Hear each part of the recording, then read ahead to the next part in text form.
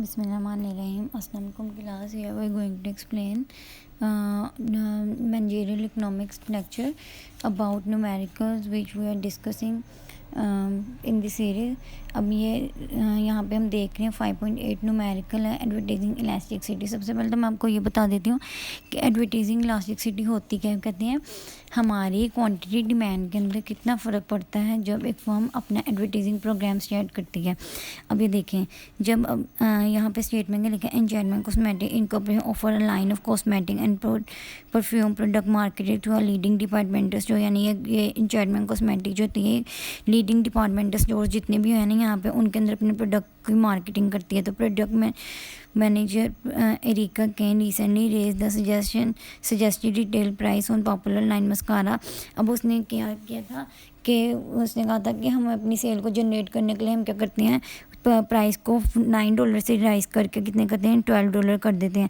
लेकिन ऐसा करने से उसके अंदर इंक्रीज़ इन कॉस्ट और लेबर भी शामिल हो गया, मटेरियल कॉस्ट भी शामिल होगी। क्योंकि जब भी हम लोग प्राइस हाई करते हैं तो हम क्या, हमारी ये कोशिश होती है कि अपने प्रोडक्ट की क्वालिटी को इम्प्रूव किया जाए और कस्टमर की सेटिस्फेक्शन को यकीनी इंश्योर कराया जाए। लेकिन हम कहते हैं ऐसा करने से क्या हुआ था, उनकी जो सेल थी वो ड्रॉप कर गई थी। जहाँ उनकी सेल जो थी 16,000 per month units per month होती थी, अब उनके जो इनके प्रोडक्ट की जो डिमांड थी वो 9,000 तक ही रह गई थी।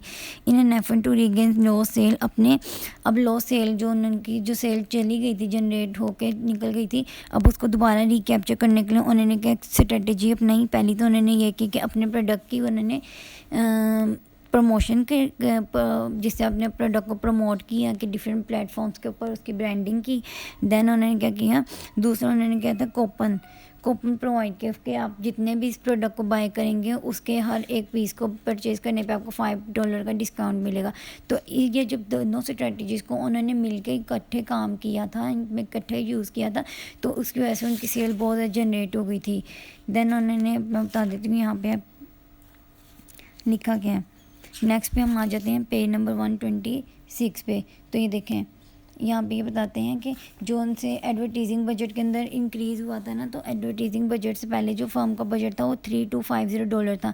तो जैसे ही एडवर्टाइजिंग बजट उसके अंदर शामिल हुआ तो वो $500 जो है वो उसका एडवर्टाइजिंग बजट, तो ये इंक्रीज़ हो गई। इनकी कॉस्ट कितनी हो गई है, 3250 के अंदर हम लोग $500 ऐड कर देंगे तो हमारे पास आ जाएगी 3750।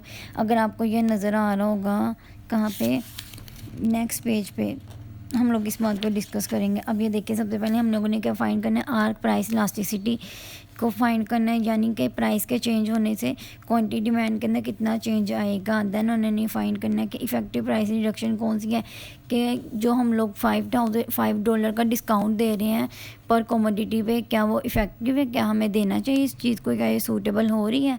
तो देन उन्होंने सी के अंदर ये कहा, in the light price reduction associated with coupon promotion के, क्या उन्होंने एक प्राइस रिडक्शन की स्ट्रेटजी को एसोसिएट कर दिया कूपन के प्रमोशन के साथ।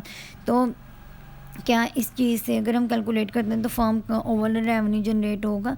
देन ये बात उन्होंने बता दिया, why my true arc advertising elasticity different, कहते हैं कि किस तरह आर्क एडवर्टाइजिंग इलास्टिसिटी जो होती है डिफरेंट होती है दूसरी से, जो हम लोगों ने कूपन के साथ किया था ना कंपैरिजन उसके अंदर।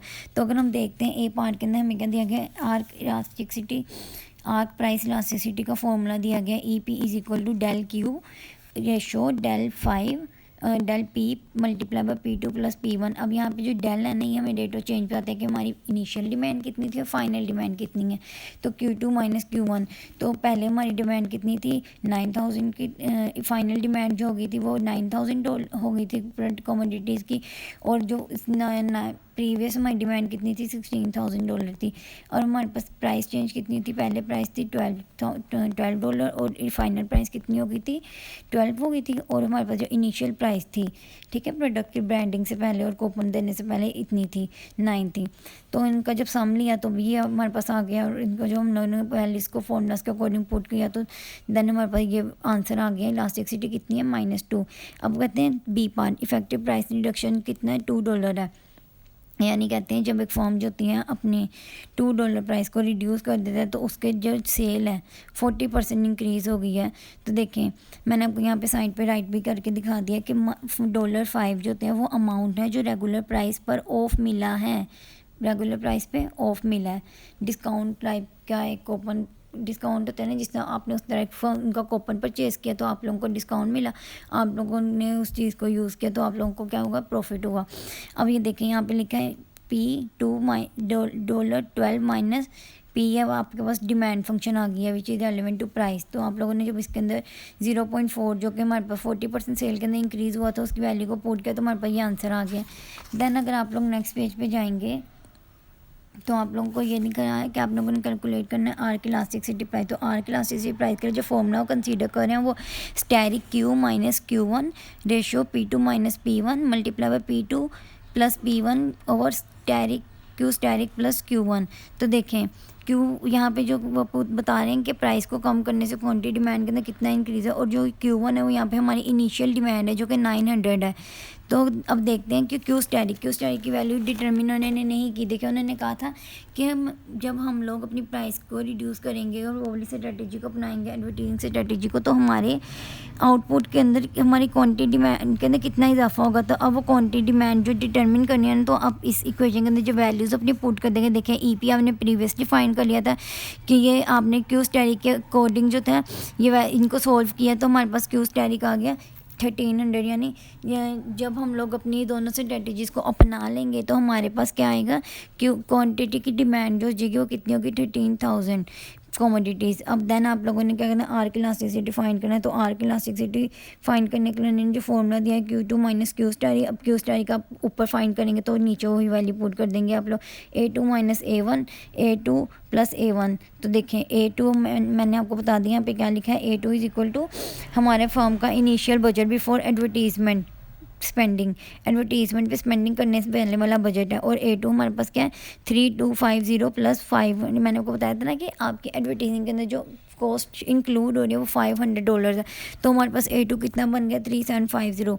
अब वो लास्ट पे आपको ये बता रहे हैं it is important to recognise a coupon promotion can involve just independence. जो प्राइस कहते हैं कि कूपन की जो प्रमोशन करते हैं वो प्राइस कार्ड पे पॉजिटिव इफेक्ट डालती है, ठीक है, और इंटरेक्टिव इफेक्ट जो होते हैं हमारी सेल्स पे डाल सकते हैं, लेकिन हमारी एडवर्टीजमेंट को इफ़ेक्टिव और भी बना सकते हैं अगर हम अपने प्रोडक्ट की प्राइस को भी कम कर देते हैं और एडवर्टीजमेंट भी करते हैं। तो एडवर्टीजमेंट को करने से और प्रोडक्ट की प्राइस को रिड्यूस करने से, यानी उन्होंने जो कूपन स्ट्रेटजी अपनाई है ऐसा करने से उनकी सेल्स बहुत ज़्यादा जनरेट हो गई हैं।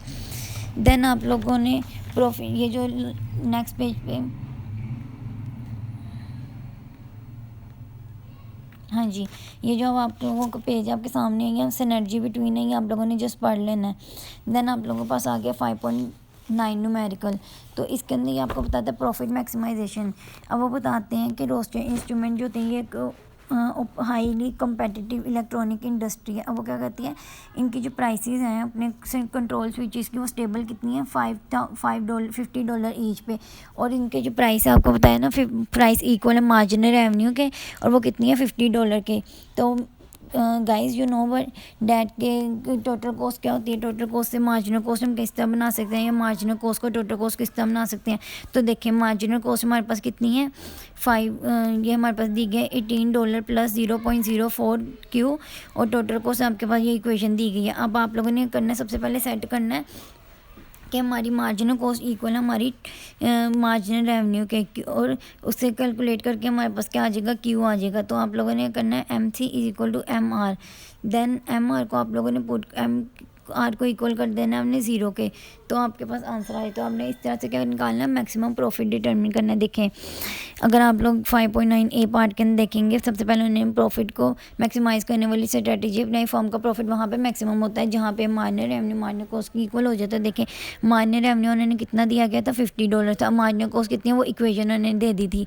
देन आप लोगों ने किया 50 माइनस 18 और आप लोगों ने इस पर डिवाइड कर 0.04 पे, तो आपके पास आ गया $8,000 उस आउटपुट की डिमांड है जो हमारे पास माइनर रेवेन्यू माइनर कॉस्ट की इक्वल होगा। देन उन्होंने लास्ट बी पार्ट के अंदर टोटल रेवेन्यू जनरेट किया। टोटल रेवेन्यू ने किससे बताया कि देखें पी हमारे पास क्या था $50 था, 50 को हमने मल्टीप्लाई कर दिया क्यू के साथ, तो हमारे पास क्या आ गया टोटल रेवेन्यू मार्जिनल कॉस्ट में multiply by Q is our total revenue.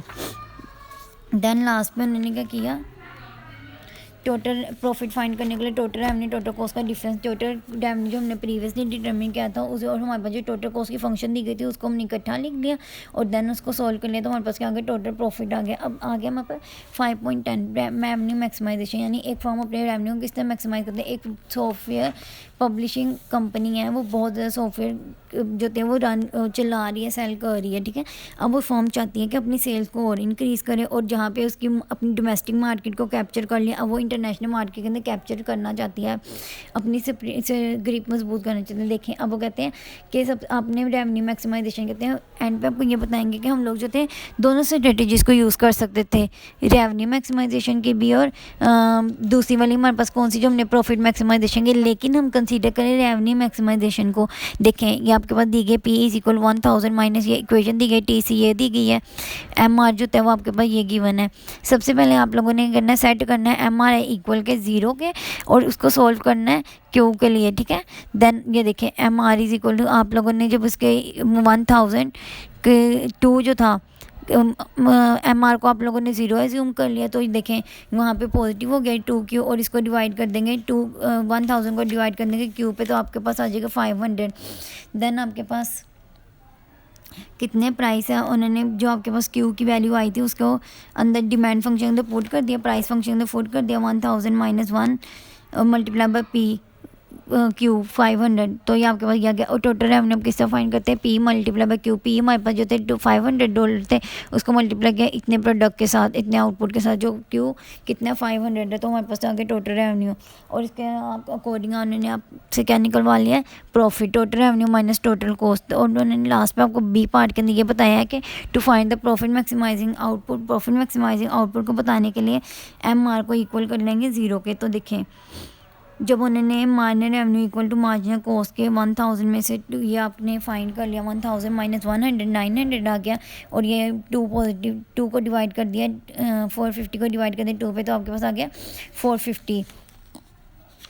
तो देन आप लोग जब इसके अंदर अपनी प्राइस फंक्शन के अंदर 450 डिमांड डालेंगे, तो इसका मतलब है जब आप लोगों की डिमांड 450 है तो आपके प्रोडक्ट की प्राइस कितनी थी 550 थी, और टोटल रेवेन्यू जो इस प्राइस पे जनरेट हुआ था वो कितना है $247,500।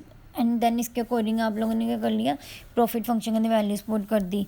लास्ट में आपको यही बताया कि शॉर्ट रन के अंदर रेवेन्यू मैक्सिमाइजेशन से स्ट्रेटजी को अपनाया है प्रॉफिट मैक्सिमाइजेशन से स्ट्रेटजी के बजाय में, लेकिन कहते हैं कि क्योंकि इस स्ट्रेटजी के अंदर ज़्यादा हमारे पास इम्पैक्ट आ रहा है, क्योंकि देखें एक तो इससे नंबर ऑफ पोटेंशियल कस्टमर भी ज़्यादा आ रहे हैं, अवेयरनेस भी ज़्यादा हो रही है, इंक्रीज कस्टमर लॉयल्टी भी ज़्यादा होती है, इकोनॉमी स्केल भी बढ़े, मार्केटिंग के अंदर भी प्रमोशन के अंदर भी, और यहाँ पे लिमिटेशन और कंपेटिटर की एंट्री भी है और ग्रो भी हो रहे हैं।